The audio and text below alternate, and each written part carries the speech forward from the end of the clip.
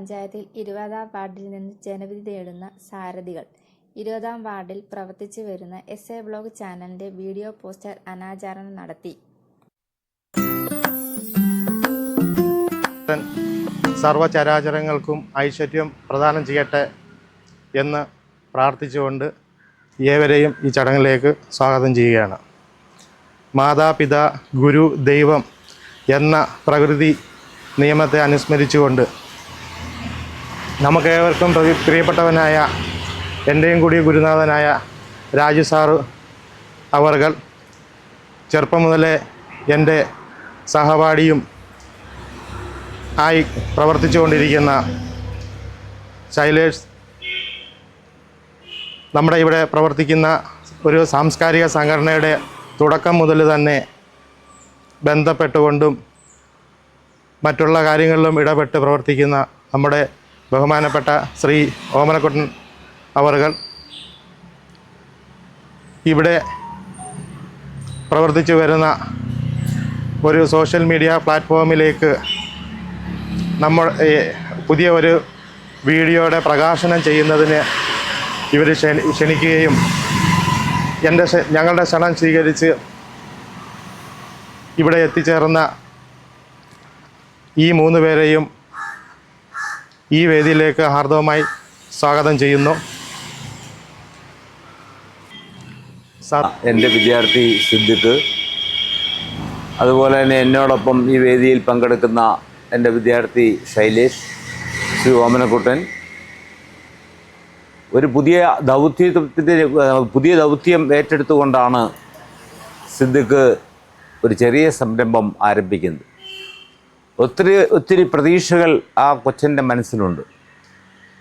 നമ്മുടെ സമൂഹത്തെ നോക്കിക്കാണുവാൻ, സമൂഹത്തിലെ തിന്മകളെ ജനസമൂഹത്തിന് മുമ്പിൽ കൊണ്ടുവരുവാൻ, തൻ്റെ ആശയങ്ങൾ അതുവഴി കൂടുതൽ വിപുലമാക്കുവാൻ, അതിനൊക്കെ ഉള്ള ഒരു അവസരമായിട്ടാണ് സിദ്ദിഖിൻ്റെ ഈ ദൗത്യമെന്നാണ് സിദ്ദിഖിൻ്റെ മനസ്സിലാക്കിയ എനിക്ക് മനസ്സിലാക്കാൻ കഴിയുന്നത്. വർത്തമാന കാലഘട്ടം ഇന്ന് മീഡിയാസിൻ്റെ കാലഘട്ടമാണ്. ഇന്ന് എല്ലാം തീരുമാനിക്കുന്ന മീഡിയകളാണ്. ആ മീഡിയയിലൂടെ നമ്മുടെ സമൂഹത്തെ തുറന്നു കാട്ടുവാനുള്ളൊരവസരമായി ഈ സംരംഭം ഫലപ്രദമായി ഉപയോഗിക്കപ്പെടട്ടെ എന്നാണ് എനിക്ക് ആദ്യമായി ആശംസിക്കാനുള്ളത്.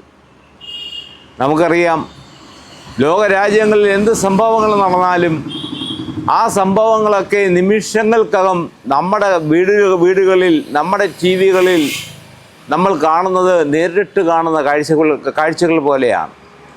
അത്തരത്തിൽ വിശാലമായ ഒരു ലോകമായി മാറിക്കഴിഞ്ഞു ഈ സോഷ്യൽ മീഡിയ പ്ലാറ്റ്ഫോം എന്ന് നമുക്കറിയാം.